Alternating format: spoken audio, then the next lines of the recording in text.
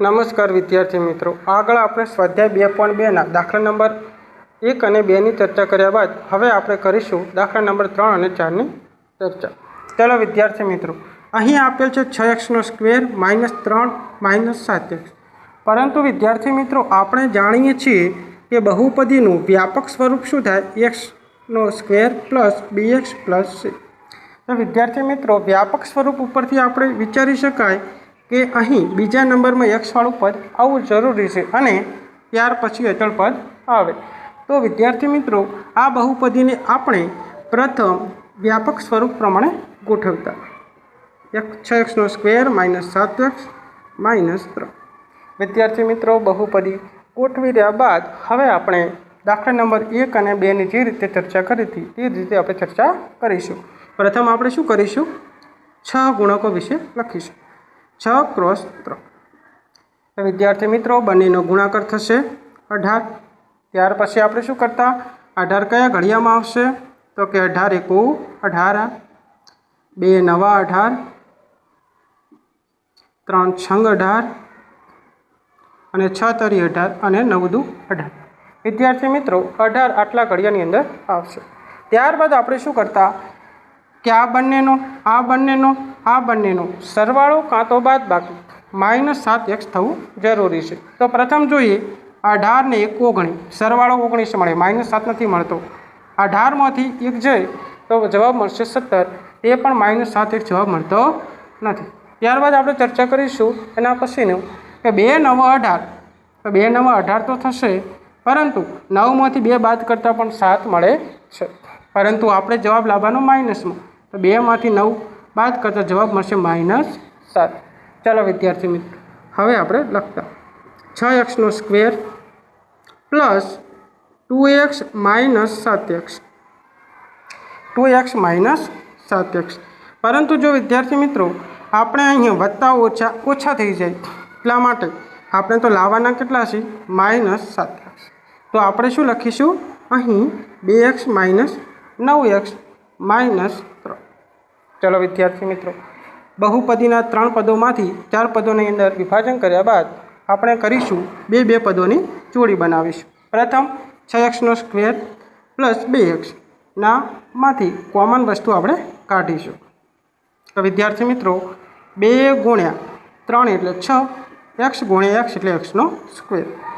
અહીં મળશે 2 × x.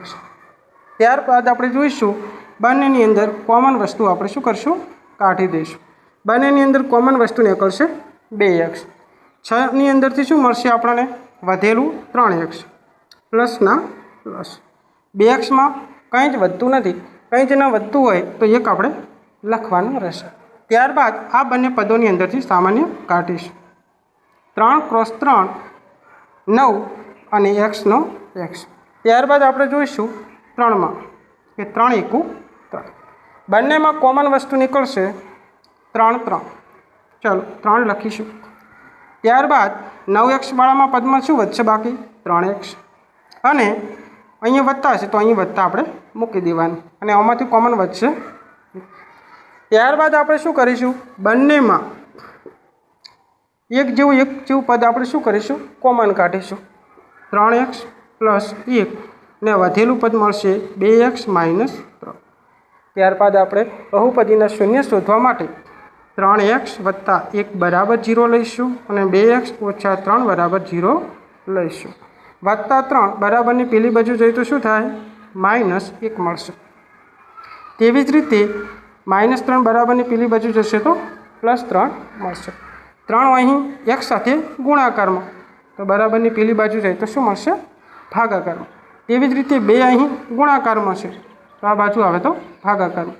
તો વિદ્યાર્થી મિત્રો, આ બહુપદી માટે શું મળશે? બહુપદીના શૂન્ય x = -1/3 અને x = -3/2. ચાલો વિદ્યાર્થી મિત્રો, આ જ પ્રમાણે આપણે દાખલા નંબર 4 જોઈશું. તો વિદ્યાર્થી મિત્રો, અહીં આપણે 3 પદો હતા તો 4 પદોની અંદર વિભાજન કરીને બહુપદીના શૂન્ય શોધતા. પરંતુ વિદ્યાર્થી મિત્રો, અહીં ઓલરેડી 2 પદો આપેલા છે અને 2 પદો આપેલા છે તો ઓલરેડી આની અંદરથી સામાન્ય નીકળી શકે છે. કેવી રીતે વિદ્યાર્થી મિત્રો? તો ચાલો જોઈએ. તો અહીં 4 × u × u 8u is equal to 4 ગુણ્યા 2 ગુણ્યા યુ।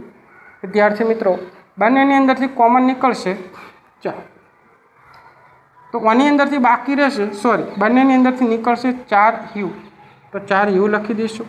આની અંદરથી બાકી રહેશે u માત્ર, અને આની અંદરથી બાકી રહેશે 2। ત્યારબાદ આપણે શું કરીશું વિદ્યાર્થી મિત્રો કે 4u બરાબર 0 અને u વત્તા 2 બરાબર 0, તો 4 ગુણાકારમાં છે તો આ બાજુ આવે તો ભાગાકારમાં, વત્તા 2 આ બાજુ વત્તાકારમાં છે, પેલી બાજુ જાય તો -2।